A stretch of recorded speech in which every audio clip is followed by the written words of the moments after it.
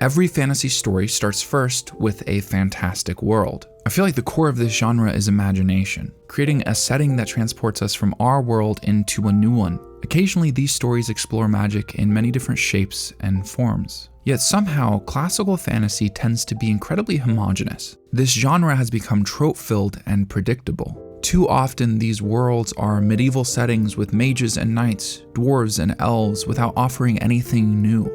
It's ironic that the genre built around creating new worlds is so often filled with the same boring one. But what if a story came along and didn't subvert those fantasy cliches by creating something completely new, but just by exploring it in a different way, making a fun, fascinating story through the lens of ecology and science?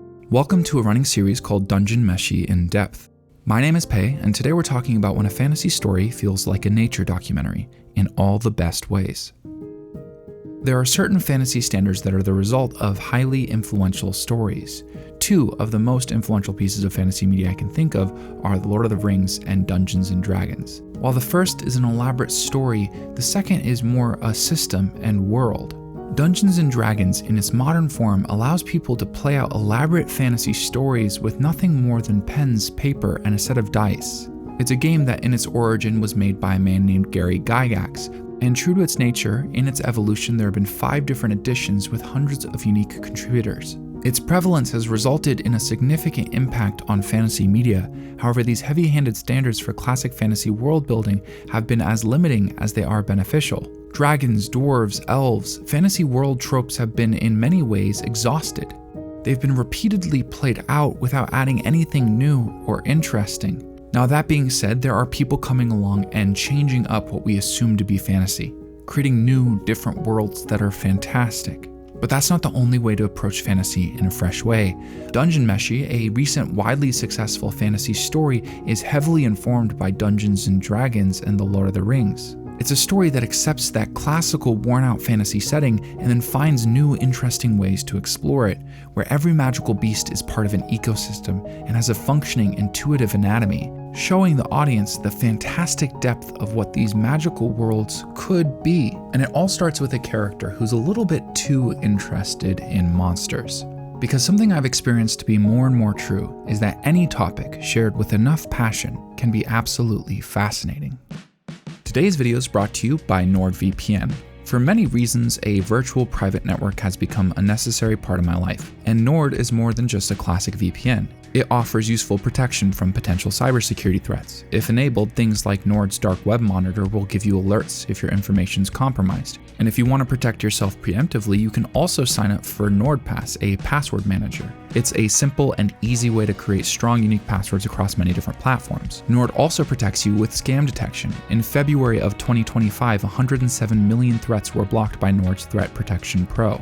And cybersecurity isn't the only benefit of having a VPN. Did you know if you're traveling in Japan, you can't access your Crunchyroll subscription?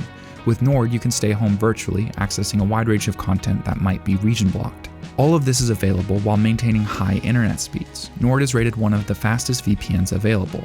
It's also recognized by leading cybersecurity labs like AV Comparatives and West Coast Labs. Go to nordvpn.com/paytalks for access to an exclusive creator deal. By signing up for a 2-year plan, you'll get a bonus 4 months. Nord's also offering a 30-day back money guarantee. Once again, if you're interested, go to nordvpn.com/paytalks and sign up today. Thanks to NordVPN again for today's partnership.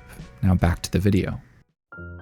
Most of a story is told through the lens of a protagonist. This often leads to main characters that are relatable, likable, and easy to root for. Because the audience is primarily consuming the story through the perspective of the protagonist, it's very rare for that character to be really weird. Every writer is drilled with the same recurring feedback: make a protagonist that's likable, easy to relate to, and someone the audience wants to root for. Because of that, protagonists tend not to be weird. And I don't mean it in like the manic pixie dream girl charming type of way. I mean really weird, like a character that's even potentially off-putting. Part of the reason I think this is such a shame is because some of the most interesting personalities and people I've ever interacted with are weird, to the point now where I don't even think of that term with a negative connotation. In the past, I've praised when a character comes along and is charming because of their faults, not despite them. And a really interesting example for that is Dungeon Meshi's protagonist, Laios. Now stories, especially good ones, are this weird tangled mess of influence. Your setting informs your characters inform your plot, and your plot informs your setting. But more than that, like a complex engine, everything functions together to kind of tell the story. So the reason I bring up Laios is because Dungeon Meshi's fantastic magical world is explored through such a unique lens because of his character. He loves monsters. He's fascinated by their anatomy and ecology. He wants to prepare food from them. He is morbidly obsessed with them. So as this ensemble cast of career adventurers explores the inner depths of this dungeon, we get to learn all these really cool things. Kind of like a little fantasy safari. Taking popular, well-known archetypes of monsters like mimics and living armor and expanding on them, making them so much more than just magic.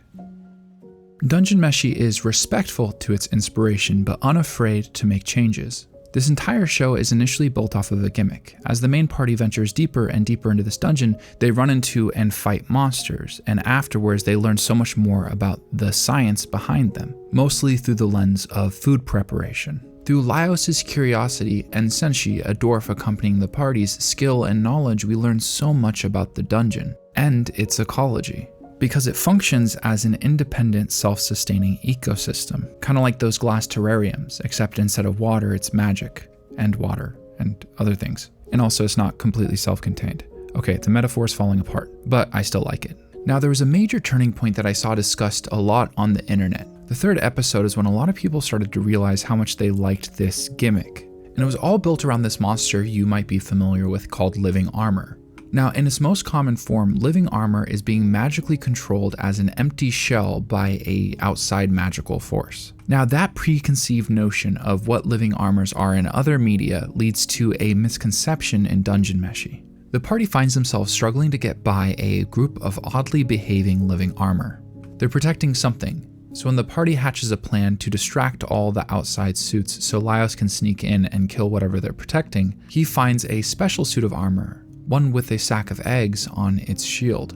Then he discovers that this monster is a colony of mollusks, expanding and contracting to control the suit of armor from cracks and crevices inside of it. It's a very cool and interesting solution to a very familiar fantasy trope.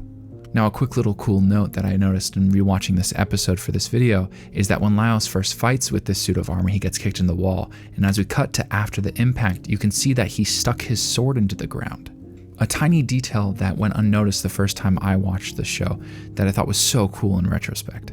There's also a couple of really cool foreshadowing and world building moments thrown in here too, like the story behind Laios' sword ornament. While that comes back to be important later, there's also a cool little world building moment in Laios' first death as an adventurer in this peculiar dungeon being to a living suit of armor. Now, during this conflict, Laios' sword was broken, so he takes the now living sword, which is then utilized in small ways multiple times the rest of the series. Brandon Sanderson has this rule for magic systems, where an author's ability to solve problems with magic is directly proportionate to the audience's understanding of that magic. Now, the really interesting thing about Dungeon Meshi's magical world building is a lot of it comes back later, as crucial chess pieces in a very gripping plotline. And because the first half of this series is so focused on this kind of ecological gimmick, you get so much information to play with, so much understanding that then can be used as a solution or a problem. Another really cool character to look through the lens of here is Senshi, a dwarf incredibly versed in surviving off of what the dungeon offers. Someone also deeply passionate about the dungeon and its ecosystem. From the very start of the story, he advocates for a harmonious relationship. In the very first episode, he stops Marcel from blowing up a large collection of man-eating plants, as it would disrupt the ecosystem. Instead, they take what they need and leave the rest. Senshi practices a very harmonious relationship with the dungeon, but there is this fascinating moment where that's challenged. Now, Senshi dislikes magic, and at one point in the story, they have to cross a large body of water. Given the relationship he has with the dungeon, he started to see himself a bit as a caretaker, and that voices itself in this relationship he thinks he has with this monster, a water-based horse called a Kelpie that he argues will carry him across the water.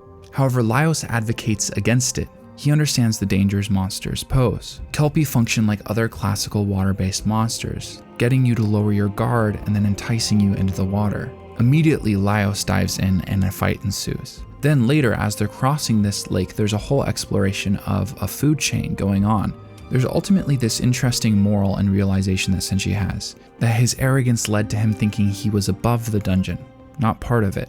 It all ties beautifully into a bigger theme of the story, about the fine line between the adventurer and the dungeon, the thing who eats and the thing that gets eaten. But that's for another video on another day. Because Dungeon Meshi's fantastic magical world building is a tool that's used time and time again, not only standing on the merit of itself in a vacuum, but also serving a story that's much bigger than it first seems. Thanks for watching. I'll see you next week.